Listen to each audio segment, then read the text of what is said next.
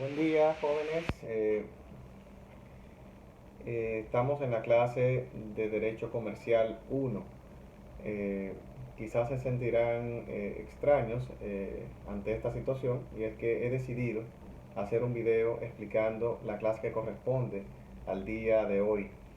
Entiendo que es más factible que desde esta tranquilidad de mi oficina podamos hacer este encuentro virtual, y así entonces sus dudas, interrogantes, puedan ustedes canalizarla a través del foro que está en la misma plataforma de la universidad. Y una vez que terminemos con esto, ¿verdad? Con esta disertación, ustedes puedan formular y canalizar sus inquietudes a través de ese mecanismo que prevé la plataforma. Entiendo que es más conveniente hacerlo así porque en función de la experiencia que vivimos el sábado pasado, se tornó algo complicado que podamos lograr una comprensión adecuada, muchas veces por el tema del ruido, tanto en mi casa como posiblemente en la casa de ustedes a la misma hora de la universidad. Es algo que puede ser complicado. No quiere decir que siempre lo vamos a hacer de esta manera, pero vamos a probar esta modalidad y vemos en lo sucesivo qué podemos hacer, si continuamos con esa práctica o hacemos la clase al mediodía. Bien, en la clase pasada, en la clase que dimos de introducción, el sábado pasado hablamos sobre el derecho comercial y aspectos introductivos sobre esta materia.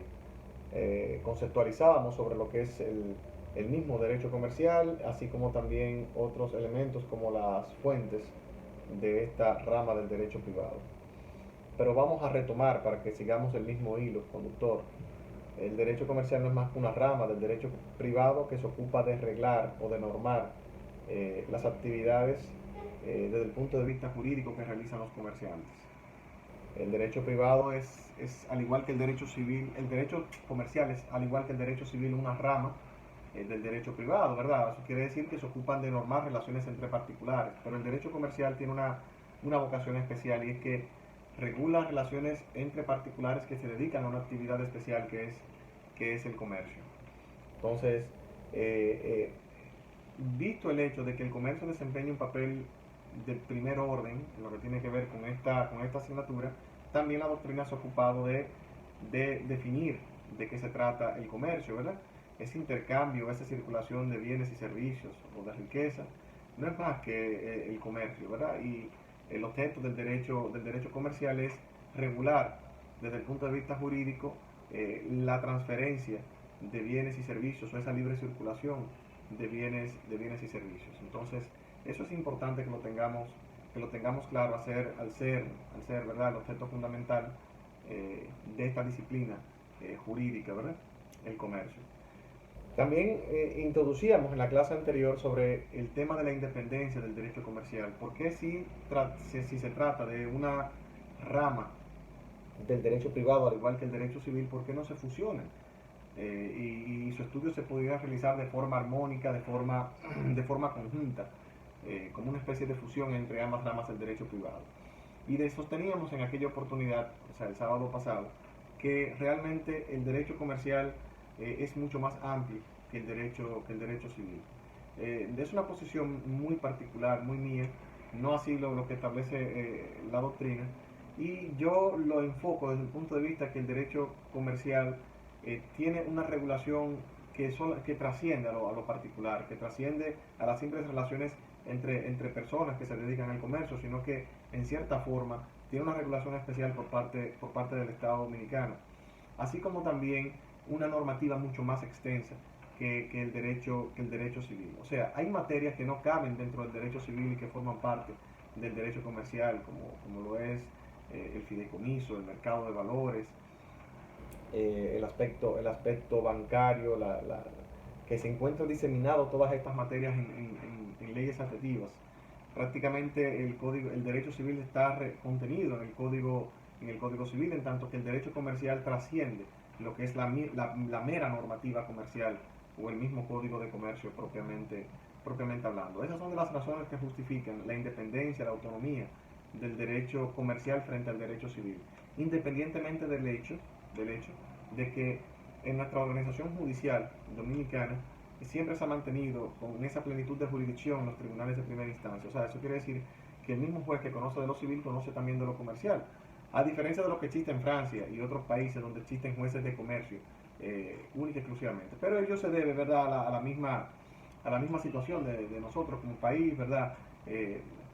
Cuestiones presupuestarias hacia la justicia. Bueno, actualmente se está realizando un esfuerzo encomiable en este distrito judicial del Distrito Nacional donde se han asignado, o sea, donde se han designado salas que conocen exclusivamente de los temas comerciales. Me parece que son las salas, la sala 8 y la sala 9 de la Cámara Civil y Comercial del Tribunal de Primera Instancia del Distrito Nacional.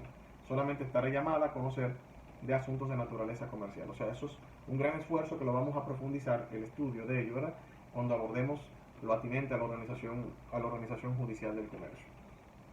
Pues bien, entonces esas son las razones por las cuales se justifica la independencia, la autonomía del derecho comercial, y esas son las razones por las cuales nosotros estudiamos el derecho comercial. Lamentablemente, el derecho comercial, al ser una rama más extensa que el derecho civil, tiene solamente 2 materias en todos los pensos de derecho de nuestras universidades, lo cual es una lástima porque al ser una rama mucho más extensa no podemos en 2 ciclos, en ninguna universidad puede agotar un verdadero programa de educación sobre esta materia. Y siendo más extenso que el derecho civil, que prácticamente tiene 8 cursos de derecho civil, realmente no es lo más adecuado. Pero tenemos que ajustarnos a lo que ya existe y tratar de abordar en este curso la mayor cantidad de material que podamos a fin de llegar al objetivo que nos hemos propuesto, que es abordar en todo este ciclo sobre la introducción al derecho comercial. Un tema que nos quedó para este sábado es el relativo a la historia del derecho comercial. Deben recordar que estos son reflexiones que estamos haciendo, que ustedes deben de preocuparse por llenar su material, responder sus cuestionarios y también analizar los capítulos que semana tras semana vamos dejando de tarea. Entonces, este segundo capítulo que tiene que ver, o el primer capítulo que tiene que ver con la historia, también tenemos que abordarlo acá de una manera somera para entender la evolución histórica que ha devenido en lo que atañe al derecho comercial. El autor hace referencia en todo este recuento de esa parte a los aspectos históricos que se ha suscitado desde el mismo surgimiento del hombre en sociedad hasta nuestros días en lo que tiene que ver con el comercio. Es un recuento sumamente extenso, desde la época de los babilónicos, de los fenicios como grandes navegantes y comerciantes, por la época de los griegos, y hace referencia también a legislaciones antiguas como el Código de las 7 Partidas, la Ley de las 12 Tablas, entre otras, que contenían disposiciones relativas al comercio.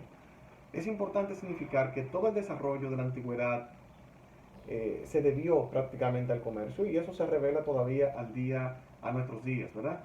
Los fenicios fueron excelentes navegantes y fueron de los propulsores del comercio marítimo. Precisamente en esa zona del Mediterráneo era un gran punto en cuanto a lo que tiene que ver con el comercio en esa zona del Oriente Próximo. Prácticamente la expansión del Imperio Romano se debió precisamente al comercio. O sea, el hecho de que Roma fuese una gran potencia durante prácticamente 800 años no solamente se debe al tema de las conquistas, ¿verdad?, sino que ellos, aparte de que conquistaban, también llevaban el comercio a todas partes de lo que era el mundo conocido en esa época. De tal manera que el comercio ha estado involucrado de manera directa en el desarrollo de los pueblos. Pero así como podemos ver acá esa evolución histórica del comercio, también ha tenido una evolución legislativa. Antes, sin dejar de señalar que precisamente es a raíz del comercio en que se produce, a mi entender, el descubrimiento de América, ¿verdad? Porque tenemos que entender que en esa época, en la Edad Media, existía se suscitó un gran inconveniente. Un momentito, por favor. Se suscitó un gran inconveniente en lo que tiene que ver con las relaciones entre la España de esa época con el Imperio Otomano, lo cual obligó a la corona española a procurar una nueva ruta para llegar hacia las islas, hacia las Indias, mejor dicho. Por circunstancias del azar, llegaron a este lado del mundo y entonces empezaron a reactivar las actividades marítimas y en cierta forma la explotación para la obtención de especias y de otros elementos que eran vitales para cubrir las necesidades de la corona española en esa época. O sea, el descubrimiento de una nueva ruta hacia América hace florecer el comercio español y también la demanda de bienes y servicios hacia la corona. Desde el punto de vista legislativo, el derecho comercial nuestro es importante que lo empecemos a analizar desde la época precisamente de la primera ocupación española del punto de vista legislativo. Es importante que tomemos en cuenta los diversos vaivenes que ha tenido, que tuvo nuestra nación previo a su independencia, para lograr expresamente su independencia, su autonomía. O sea, tuvimos vaivenes. O sea, cuando digo vaivenes es que durante un tiempo teníamos la legislación española rigiéndonos y después pasábamos a la francesa a través de la dominación haitiana y así sucesivamente. Eso desde el año 1809 teníamos la legislación española, después en el año 1821 con la ocupación haitiana se implementan los códigos franceses en idioma francés, cuando se produce, ¿verdad?, la conquista por parte de este lado de la isla. Al producirse la independencia nacional mantenemos todavía los códigos franceses. Posteriormente, en el año 1884, se produce entonces la restauración, pero en el año 1882, por mandato del presidente Ulises Ceró, entonces se dispone la traducción, localización y adecuación de los códigos franceses para que sean traducidos en idioma castellano. Y esa labor que empezó en el 1882 culmina en el año 1884, siendo presidente Monseñor Fernando Arturo de Meriño. Y a partir de ahí entonces es que se produce la traducción, adecuación, localización de los códigos franceses en idioma castellano. ¿Qué quiere decir esto? Que nosotros tenemos más de 2 siglos que prácticamente nos va a regir los códigos franceses. Ellos sin dejar de señalar que durante todo este tiempo se han producido algunas reformas al Código de Comercio Dominicano, que ha sido el mismo Código de Comercio francés, leves reformas. El presidente Balaguer dispuso unas reformas a través, o no tanto reformas, sino también fuentes alternas a través de la promulgación de leyes adjetivas, como la ley 173. El presidente Antonio Guzmán dispuso la modificación de varios artículos del Código de Comercio, de los artículos 37, 39 del Código de Comercio. Posteriormente, el presidente Jorge Blanco designó una comisión para la reforma y actualización de los diversos códigos que nos regían hasta ese momento. Una comisión integrada por connotados juristas con motivo del primer centenario de la aplicación de los códigos en el año 1984.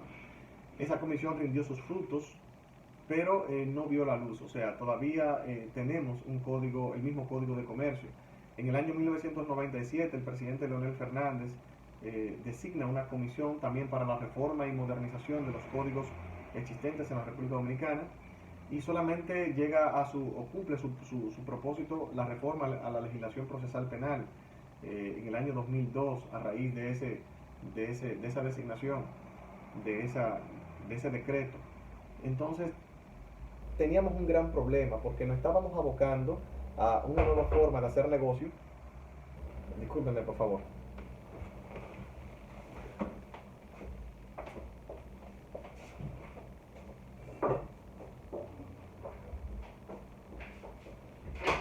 Estoy dando una clase. ¿Y ustedes son gordos que no comen? Estoy dando una clase ahora mismo. ¿Eh? ¿Tú quieres entrar? ¿Tú te vas? No, estoy dando una clase ahora. Ah, ok. Sí. No, pues oye, ¿se fue? Sí, se fue ya. Anda, diablo, que ya fue una bola para allá. Está bien. Hablamos. Ok, hermano. Ok. Disculpen la interrupción. Les decía entonces que teníamos el grave problema de que Estábamos haciendo negocios en pleno siglo XXI con un instrumento legislativo de hace 200 años, o de 200 años atrás prácticamente, más de 100 años. Entonces el país empezó a abocarse a la suscripción de acuerdos y tratados internacionales, como es el caso del DRCAFTA. Esta situación, entre otras, llevaron a que nosotros produzcamos una reforma al Código de Comercio actual y vigente. Y esas fueron de las motivaciones que dieron al traste con la entrada en vigencia de la Ley General de Sociedades Comerciales y Empresas Individuales de Responsabilidad Limitada, la Ley 479-08, la cual prácticamente modificó el libro relativo a las sociedades comerciales en el Código de Comercio. Entonces tenemos un Código de Comercio actualmente en vigencia, pero calimocho, como dirían muchos. Calimocho porque hay partes de ese Código de Comercio que no están en plena aplicación.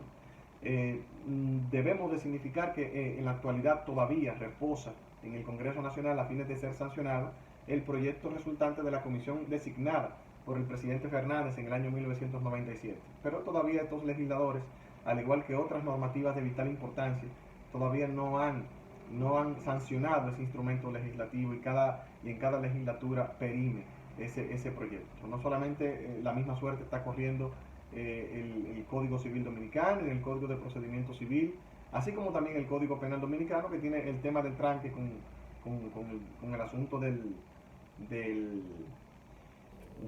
aborto, el asunto del aborto que ha imposibilitado la reforma al Código Penal. Pero bueno, ese ha sido el devenir histórico de lo que ha sido la legislación comercial adjetiva, que es el Código de Comercio.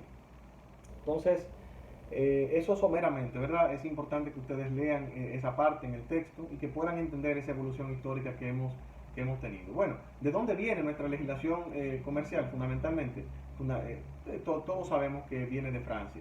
En Francia, en los años 1667, el rey de entonces, Luis XIV, emite las primeras ordenanzas para regular el comercio. Desde ahí entonces se producen ordenanzas, disposiciones, decretos de manera aislada, ¿verdad? Y lo que hace Napoleón Bonaparte, una vez que llega, ¿verdad?, al solio, el poder político en Francia, es unificar todas esas ordenanzas que estaban dispersas, que regulaban el comercio, y los codifica y dispone una codificación. Y es por esa razón entonces que el Código de Comercio ve la luz en el año 1804, se producen reformas en 1807 y prácticamente nuestra misma legislación comercial. Esos son los orígenes, los cimientos del derecho comercial dominicano. Otro tema que está acá, me parece que ya abordamos lo que tiene que ver con el capítulo 1 del texto, es lo atinente a las fuentes del derecho comercial. Nosotros el sábado pasado dedicamos un espacio a hablar sobre ello, pero quisiéramos, para que se mantenga, ¿verdad?, el hilo, confirmar algunos aspectos que son interesantes. En materia de derecho comercial, las fuentes prácticamente son las mismas que el derecho civil, como rama también del derecho privado, pero como esta asignatura o esta materia o esta rama del derecho privado tiene sus características propias, hay fuentes dentro del derecho comercial que al mismo tiempo no constituyen fuentes del derecho civil por la misma idiosincrasia de la materia. En primer lugar, tenemos que decir que la Constitución es la fuente por excelencia del derecho comercial. Y la Constitución actual, o sea, aquella que fue votada en el año 2010, aunque luego se modificó en el año 2015 por un tema coyuntural, consagra aspectos que tienen que ver muy íntimamente con el derecho comercial, fundamentalmente en el artículo 50 de la Carta Magna, que prevé lo que tiene que ver con la libertad de empresa. Asimismo, en ese mismo sentido, establece que todo ciudadano, que todo dominicano puede dedicarse a la actividad económica de su preferencia, sin menoscabo de aquellas actividades que están vedadas por la misma Constitución, por la ley, por las buenas costumbres. O sea, se establece un principio general en ese texto, así como también se prevé la no existencia de monopolios y solamente se pueden establecer monopolios cuando favorezcan al Estado como un derivado, ¿verdad?, como un derivado del principio de que lo colectivo tiene mayor rango, mayor superioridad que el interés privado. Asimismo, también se establecen disposiciones claras en cuanto a lo que tiene que ver con el derecho al consumidor. Es la primera vez que en una constitución de nuestro país, a la que hago referencia, se prevén derechos del consumo, lo cual es sumamente trascendente. No, la Constitución establece que todo ciudadano tiene derecho a obtener bienes y servicios de buena calidad y a ser indemnizados en caso de que se le provean bienes o servicios de una calidad inferior o de una calidad cuestionable.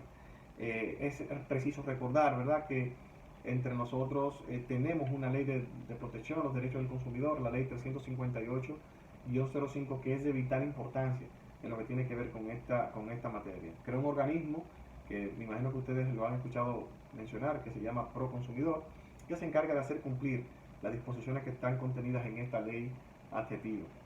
Eso es lo que tiene que ver con la Constitución de la República. Al lado de la Constitución existen otras fuentes, que están los acuerdos y tratados internacionales en materia de comercio.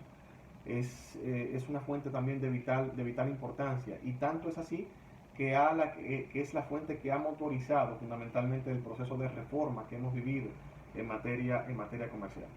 Es importante significar que tenemos acuerdos comerciales de vital importancia con socios muy importantes, como es el caso de Estados Unidos y Centroamérica. Tenemos el DR-CAFTA, que bueno, fue suscrito en el año 2003, me parece, a través de una extensa ronda de negociaciones en la cual nosotros llegamos de último prácticamente a esas negociaciones, y por esas razones no tuvimos la oportunidad de negociar de igual a igual con la gran nación del norte o con otros países de Centroamérica que sí tuvieron ese tiempo, un tiempo precioso para estudiar minuciosamente cada una de esas cláusulas, y al final de cuentas nosotros lo que hicimos fue adherirnos a ese acuerdo comercial bajo la premisa de que si nos quedábamos fuera iba a resultar peor para nosotros.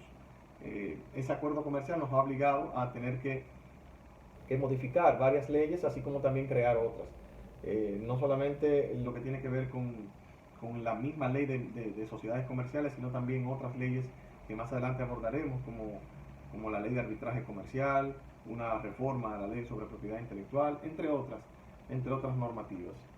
Entonces, estas son fuentes de primer orden, y se denominan también fuentes oficiales, porque son fuentes directas de interpretación y de aplicación en cuanto a lo que tiene que ver con el derecho comercial. La ley propiamente hablando, todos saben lo que es la ley. La ley es el acto votado por las cámaras legislativas y promulgado por el presidente de la República, y que tiene por finalidad regular un determinado segmento, en este caso del comercio, ¿verdad? Y hacer que sus disposiciones sean de cumplimiento obligatorio. Ese es el efecto normal de todas las leyes. La ley adjetiva del derecho comercial más importante es el mismo Código de Comercio, evidentemente, que recoge todo lo que tiene que ver con las obligaciones de los comerciantes, lo que tiene que ver con los usos comerciales, todas las actividades, así como podemos decir, todas las actividades que constituyen actos de comercio, todas están reguladas en el Código de Comercio, desde quienes son comerciantes hasta todas las actividades que pueden englobar el comercio, y sus distintas regulaciones están previstas en el Código de Comercio. Ahora bien, tenemos que ser claros, y es que no todas las actividades comerciales están reguladas de manera pormenorizada en el Código de Comercio. Como habíamos dicho en principio, el derecho comercial está diseminado en distintas normativas. O sea, todas las actividades que atenientes al comercio están reguladas en distintas normativas. Por ejemplo, lo que tiene que ver con las empresas está regulado en una ley adjetiva, que es la ley sobre sociedades comerciales, como ya habíamos dicho, la ley 479-08, pero también la ley sobre protección al consumidor, la ley 358-05.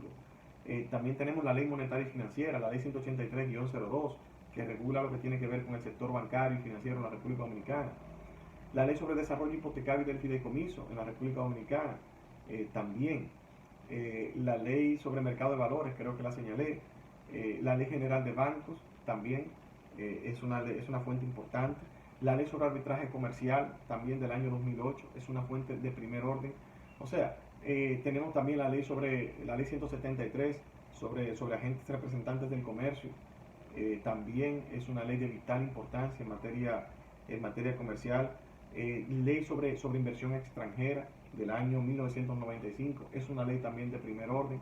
La ley sobre desarrollo fronterizo también es una ley de primer orden. O sea, el derecho comercial para que ustedes tengan una idea, es una amalgama de legislaciones que regulan actividades muy puntuales en materia de comercio. Y la idea que se ha tenido durante todo este tiempo es crear una normativa para cada segmento, sector comercial. También tenemos ley sobre promoción del desarrollo turístico, la ley del Confotur. Es una ley también de primer orden en esta materia, en razón de lo que tiene que ver con el auge del turismo y la importancia que tiene el turismo en el sector económico dominicano. O sea, la ley sobre zonas francas también tenemos, la ley sobre zonas francas, de promoción de este segmento industrial. O sea, que tenemos como ya hemos dicho, una gran diversidad de normativas que regulan la actividad comercial en sus diversas manifestaciones, que podríamos decir que cuando la doctrina hace referencia a la ley como fuente del derecho comercial, tenemos que englobar todas estas normativas que ya anteriormente hemos señalado. Esas son fuentes directas, pero también hay fuentes de interpretación, como está la doctrina y la jurisprudencia, que no hay que abundar mucho sobre ello, que ustedes saben, ¿verdad?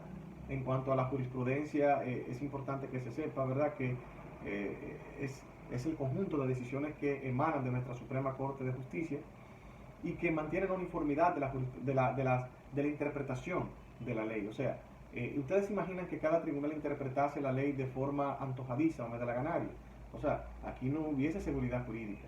Entonces, la jurisprudencia se encarga de eso, de mantener un criterio en cuanto a la interpretación de la ley de tal manera que, aunque no sea obligatorio que los tribunales se ajusten a ella, les sirve de marco de orientación en cuanto a la interpretación de la ley cuando le sometan litigios a su consideración. Por eso que la jurisprudencia como fuente del derecho es una fuente de primer orden y de importancia para cualquier rama del derecho.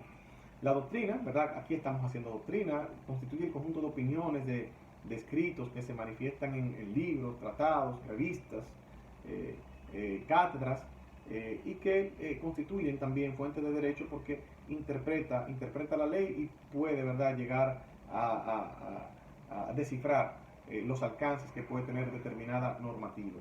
Por eso también es una fuente también importante.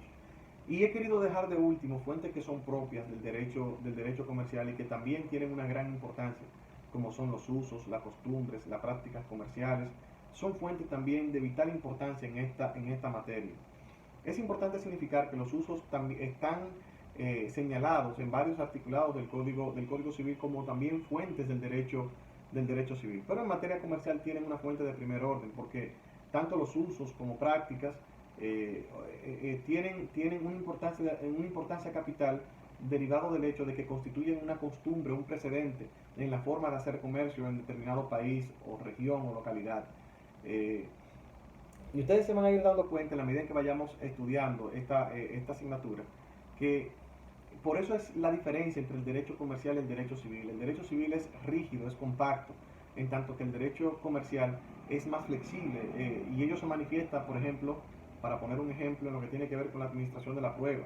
Si existe una costumbre de asignar o de verificar los contratos que realizan un determinado proveedor, aunque no esté por escrito, aunque no esté bajo la modalidad de un contrato formal, tiene una connotación de prueba en materia comercial porque es una fuente del derecho la forma como se hacen los negocios.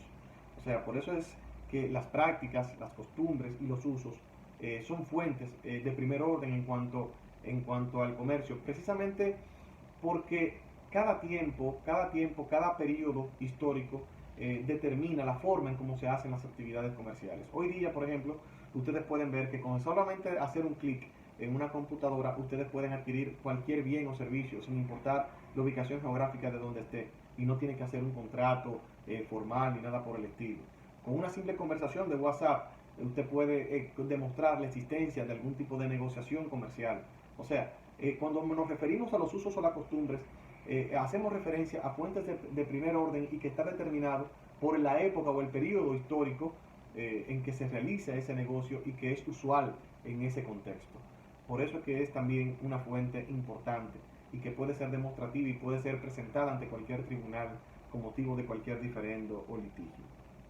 Entonces, estas son las fuentes del derecho comercial. Hay otro tema que es el capítulo 3 del texto que hemos que hemos recomendado, que hace referencia al Estado y el comercio. Es un capítulo sumamente extenso, del cual yo trataré, porque el tiempo así nos lo permite, de abordarlo en algunas vertientes. No quiere decir que lo vayamos a terminar en esta clase, sino que vamos a dar una introducción. Recuerden ustedes que tienen que analizar, tienen que leer el material que hemos dejado, y estamos diciendo que este es el capítulo 3, lo que tiene que ver con el Estado y el comercio. Quisiéramos hacer una introducción.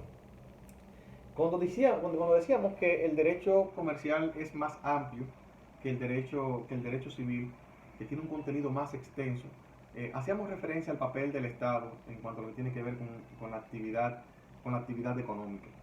Y ello está muy determinado por la ideología, por la misma filosofía que está consagrada en los textos constitucionales de cada nación.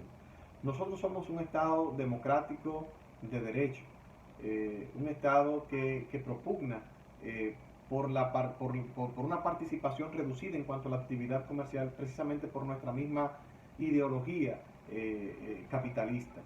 O sea, ¿qué quiere decir esto? Bueno, que el Estado tiene participación en el sector privado, pero no concentrando todas las actividades a su alrededor, sino actuando como un moderador, como un regulador del sector comercial. Eso es parte de lo que es nuestra filosofía económica que hemos adoptado y que está plasmada en nuestra Constitución. Decía que eso varía de país en país porque cada país se da el régimen político y económico de su preferencia por un tema democrático. Por ejemplo, nuestra visión sobre el tema económico no es igual a la de Cuba o la de Venezuela en la actualidad o la de China continental. Es diferente. Es a eso que me refiero. Y el Estado en países como estos tiene una participación en el sector económico que es diferente a la de esos países, donde el Estado tiene un rol mucho más acentuado, mucho más de dirección hacia la actividad privada. ¿Cuál es la finalidad de este capítulo? La finalidad de este capítulo es examinar cómo participa el Estado a través de sus diversas instituciones en lo que tiene que ver con la actividad comercial o el desarrollo de la actividad comercial. O sea, vamos a examinar en primer término en qué medida participan los poderes públicos, los distintos poderes del Estado, en cuanto a lo que tiene que ver con el ejercicio del comercio, y después vamos a analizar cómo participan las diversas instituciones y ministerios del Estado en lo que tiene que ver con la actividad comercial, siempre dentro del marco de la regulación.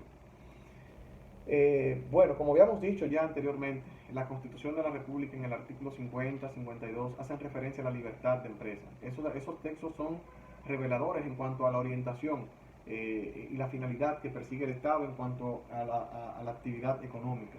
Permite a todo ciudadano, a toda persona dedicarse a la actividad económica de su preferencia, prohibiendo los monopolios y también salvaguardando los derechos de los consumidores.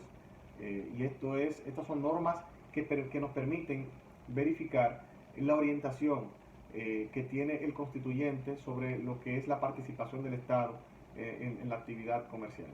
Entonces, a seguidas de lo que se ocupa la doctrina, en este caso es de examinar el papel, los distintos poderes del Estado, tanto el ejecutivo, el legislativo y el judicial, en lo que tiene que ver con el comercio. Como ustedes saben, esto está determinado por lo que ya ustedes conocen. ¿Cuál es el papel de los distintos poderes del Estado? El papel del Congreso, crear las leyes. El papel del Ejecutivo, hacerlas aplicar. Y el papel del Judicial es sancionar eventualmente lo que tiene que ver con el cumplimiento de esas disposiciones. Lo cual lo vamos a profundizar, lo vamos a ahondar en torno a eso. Eso está claramente delimitado acá en el material, en el capítulo 3. Y lo que sí yo quisiera que nos enfoquemos es en el papel que desempeñan diversas instituciones en lo que tiene que ver con el comercio, tal como hemos dicho. La doctrina establece un glosario de instituciones y ministerios y su participación en el comercio. Podemos tomarlo de manera aislada, de manera aleatoria. Por ejemplo, ¿en qué medida se relaciona el Ministerio de Turismo con el comercio?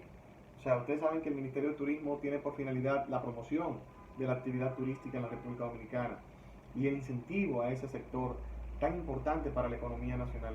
Prácticamente nuestra industria se sustenta en el mundo del turismo, no solamente por las divisas que hace que ingresen a la República Dominicana, sino también por el empleo y la mano de obra que ocupa ese importante sector económico en la República Dominicana. Podemos decir que nosotros somos una potencia en materia turística en este lado del mundo, y nuestra meta es llegar a 10 millones de turistas al año. No hemos podido alcanzar la meta todavía por muchos factores que no vienen al caso enumerar actualmente, pero que esa es la meta.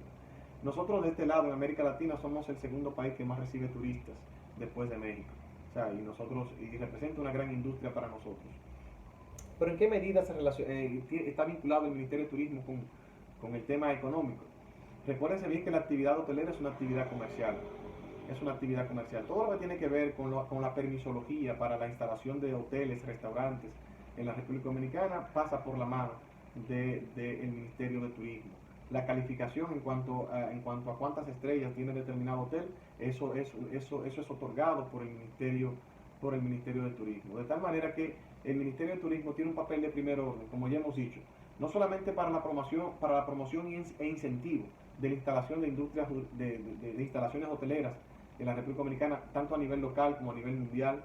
Basta señalar la participación de República Dominicana en distintos foros internacionales sobre temas de turismo, así como también de promoción en las ferias internacionales, sino también lo que tiene que ver con la regulación y la observación de todo lo que tiene que ver con el funcionamiento de esas instalaciones hoteleras, que a menudo tienen que rendir cuentas, tienen que estar sujetas a la supervisión del Ministerio de Turismo de la República Dominicana. De tal manera que es sumamente importante. Pero a mi modo de ver, el ministerio más importante de parte del Estado y que está vinculado con el sector turismo con el sector comercial es el Ministerio de Industria y Comercio de la República Dominicana. Prácticamente su nombre lo indica. El Ministerio de Industria y Comercio es una entidad en marco, ¿verdad?, que tiene varias entidades que son dependientes de este ministerio y que están llamadas a desempeñar un papel de primer orden en cada segmento o sector de comercio. Vamos a explicarnos, por ejemplo. El Ministerio de Industria y Comercio es la cabeza de diversas instituciones, tales como la Oficina Nacional de la Propiedad Industrial, el CIRD, Centro de Exportación e Inversión de la República Dominicana. También es el ente que prácticamente coordina, supervisa las labores de Proconsumidor, de la Dirección General de Protección de los Derechos del Consumidor. También hay otras instituciones, Proindustria, también es una dependencia del Ministerio de Industria y Comercio. O sea, que todo lo que tiene que ver con la aplicación de los acuerdos comerciales, con el incentivo y la promoción del comercio de la República Dominicana, también con otros países y a nivel local, está en manos del Ministerio de Industria y Comercio. Cuando hablamos del CIRD, del Centro de Exportación e Inversión, es una entidad que es de reciente creación, dependiente, como hemos dicho ya, del Ministerio de Industria y Comercio, y que tiene por finalidad la promoción de las exportaciones de los productos dominicanos. La finalidad es convertir la República Dominicana en un país exportador. En la medida en que nosotros nos convertimos en un país exportador, vamos disminuyendo o vamos equilibrando nuestra balanza de pagos. Un país que exporte más de lo que importe, evidentemente que se convierte en un país rico. Y la finalidad es que las industrias dominicanas, sus bienes y servicios puedan ser no solamente diseminados en la geografía nacional, sino que también puedan ser exportados a nivel mundial. Hemos hecho grandes esfuerzos en ese sentido. Por ejemplo, la banana dominicana, o sea, el plátano, lo que nosotros llamamos el guineo, el mango dominicano prácticamente se está comercializando a nivel global, el ron dominicano también se comercializa a nivel global, entre otros productos, por ejemplo el cacao, el café, tienen amplia repercusión a nivel global, y la idea es esta. La idea es que cada producto dominicano se pueda abrir nicho en mercados internacionales como consecuencia de todo este proceso de globalización que vivimos hoy día, ¿verdad? Y que solamente los países que estén a tono con esta nueva tónica podrán salir a flote, podrán desarrollarse. Y estamos compelidos a fomentar las exportaciones precisamente porque somos signatarios de acuerdos de libre comercio de acuerdos de libre comercio que evidentemente nos dan esa oportunidad y que de quedar rezagados, evidentemente, la balanza comercial sería total y absolutamente desigual con esos países. Cuando hacemos referencia a la balanza de pago, es lo que en términos económicos determina la cantidad de producto que se exporta con relación a lo que se importa. Nosotros, nuestra balanza comercial es muy desigual con los países con los cuales tenemos relaciones comerciales. Prácticamente el único país con el cual tenemos una balanza comercial ventajosa es con Haití. Todavía nuestro país está en pañales en lo que tiene que ver con exportación de productos. Y esa es la finalidad que dio, o la idea, ¿verdad?, que se concibió para crear este CIRD. También Proindustria, que es una especie de ente que promueve la incubación de nuevas empresas en la República Dominicana. Y la idea es esta, promover que el capital privado pueda constituir empresas, promover que cada familia sea emprendedora, promover que los jóvenes se dediquen a crear empleos, a crear empresas. Para que ustedes tengan una idea, o sea, Taiwán es un país del tamaño del Cibao, como yo siempre he dicho, y es la sexta nación más exportadora a nivel global. Y por eso su PIB es tan elevado, su Producto Interno Bruto es tan elevado.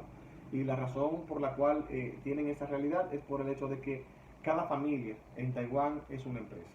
O sea, en la medida en que nosotros educamos a nuestros jóvenes para que sean emprendedores, para que creen establecimientos comerciales, en esa misma medida nos vamos a desarrollar como país. Lamentablemente, la cultura ha sido lo inverso. Aquí las personas estudian y se forman en las universidades para buscar un empleo.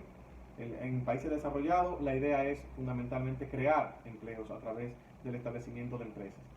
Esa es la razón por la cual se concibió la creación de esta dependencia del Ministerio de Industria y Comercio, que es Proindustria. También tenemos Proconsumidor, como lo hemos dicho anteriormente, una entidad de vital importancia en materia comercial, porque se encarga de regular todo lo que tiene que ver con la expedición, venta, suministro de bienes y servicios a la colectividad, y que garantizar que los mismos sean de calidad, evitando las prácticas engañosas, evitando la publicidad engañosa, evitando que el consumidor sea tentado por bienes y servicios que no reúnen las cualidades que ellos alegan y aducen cuando los promocionan. O sea, es una ley sumamente revolucionaria en la República Dominicana, porque también prevé que esa dependencia puede imponer sanciones a los comercios que vulneren los derechos de los adquirientes de esos bienes y servicios. Es importante que lean esa normativa, que procuren esa ley, la ley 358-05, porque está dando muy buenos resultados, y la idea es que siga profundizándose en cuanto a lo que tiene que ver con la aplicación de esa normativa. Y un éxito para ello sería que todos los ciudadanos tuvieran conocimiento de todas las informaciones que están contenidas en esa ley, de tal manera que puedan hacer valer sus derechos como consumidores o usuarios de servicios y bienes en la República Dominicana. Y otra dependencia que para mí es, si no es la primera, es la segunda, que forma parte del organigrama del Ministerio de Industria y Comercio, lo es la Oficina Nacional de la Propiedad Industrial. Esta oficina tiene un papel clave en cuanto a lo que tiene que ver con el comercio. No sé quiénes de ustedes han tenido la oportunidad o trabajan en esta área del derecho de constituir una empresa. Bueno, la primera entidad a la cual nos dirigimos cuando vamos a constituir como compañía una empresa es precisamente la ONAPI. La ONAPI, que está ubicada está frente a INTEC.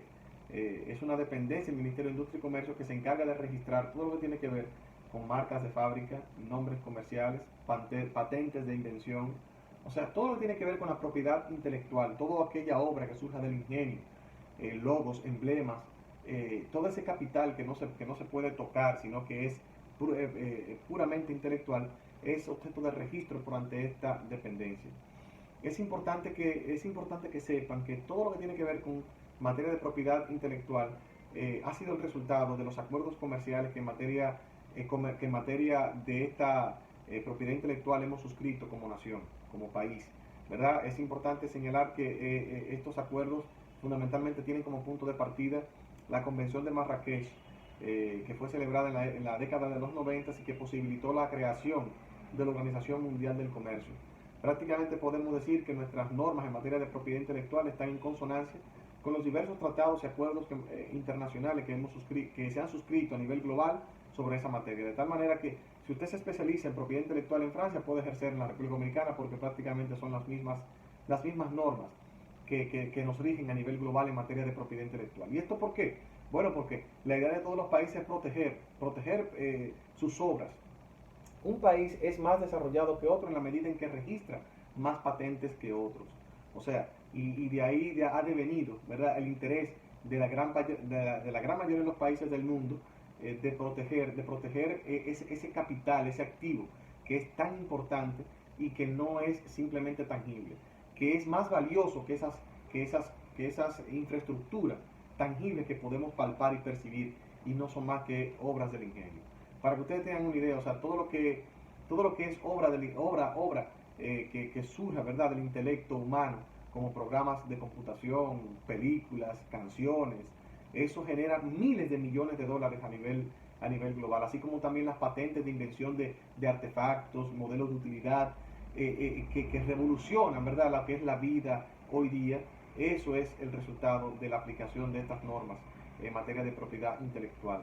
Entonces todos estos procesos se encaminan y se dirigen por la ONAPI, desde el registro de un nombre comercial, el registro de una patente de invención, el registro de una marca de fábrica de algún producto nuevo, o sea, todas esas actividades se realizan por ante la ONAPI. Más adelante iremos desglosando de manera más pausada, más tranquila, las actividades que desarrolla la ONAPI, porque tienen una gran repercusión en materia de comercio, fundamentalmente cuando entremos en lo que tiene que ver con el tema de la competencia desleal, que es el tema subsiguiente.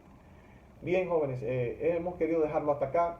En una próxima intervención abordaremos las demás instituciones gubernamentales que desempeñan un papel de primer orden en materia del comercio, como es el caso del Banco Central, de la Junta Monetaria, la Superintendencia de Valores, la Superintendencia de Bancos, la Superintendencia de Seguros, el Ministerio de Agricultura, el Ministerio de Salud Pública, todas esas entidades que están contenidas en este capítulo, vamos a ir desglosándolas una a una, ya sea a través de este mecanismo o ya sea de forma presencial. Eso lo vamos a ir indicando en la medida en que se acercan esas clases.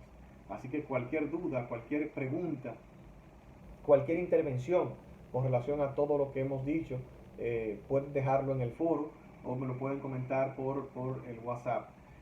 También es importante decir que tienen que cumplir con sus cuestionarios.